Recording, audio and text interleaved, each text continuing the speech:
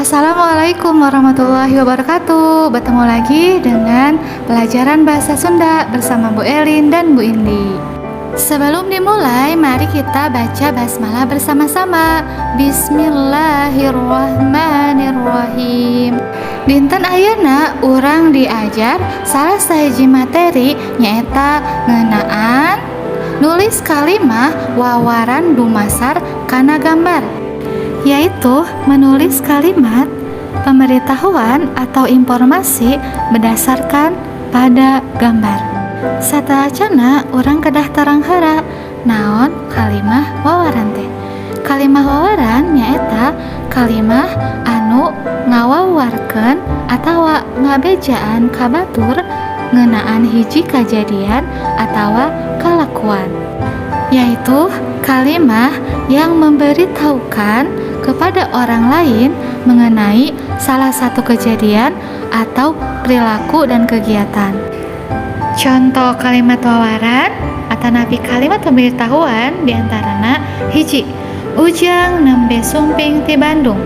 Ujang baru saja datang dari Bandung. 2. Ijah meser minyak di warung Biani. Ijah membeli minyak dari toko Biani. Amir nuju maca di perpustakaan. Amir sedang membaca di perpustakaan. Nah, ayeuna urang diajar nulis kalimah wawaran dumasar kana gambar. Tong hilapnya pami ngadamel kalimah, awal kalimah ngaran jalmi, tempat, dinten, sareng nu sanesna ngangge huruf kapital, ditungtungna ngangge tanda titik. Di buku paket aya gambar-gambar anu kedah ku urang ditulis kalimah wawarana.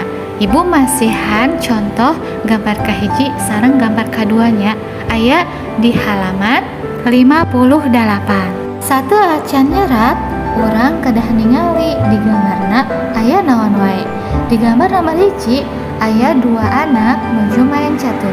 Ibu ngadamel kalimah wawarana nyaeta Dadan sareng Yuli nuju pasang giri catur antar SD.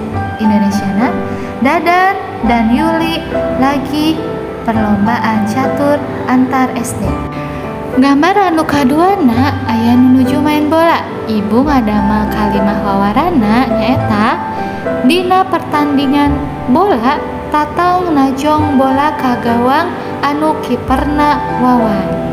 Nah, eta 2 contoh gambar anu tos ibu damel kalimah wawarana. Ayeuna mangga tugasna lajengkeun tugas halaman 58 ti nomor 3 dugi ka 6. Nah, kanggo materi dinten ayeuna sakitu heula. Hatur nuhun kana perhatosanana. Assalamualaikum warahmatullahi wabarakatuh.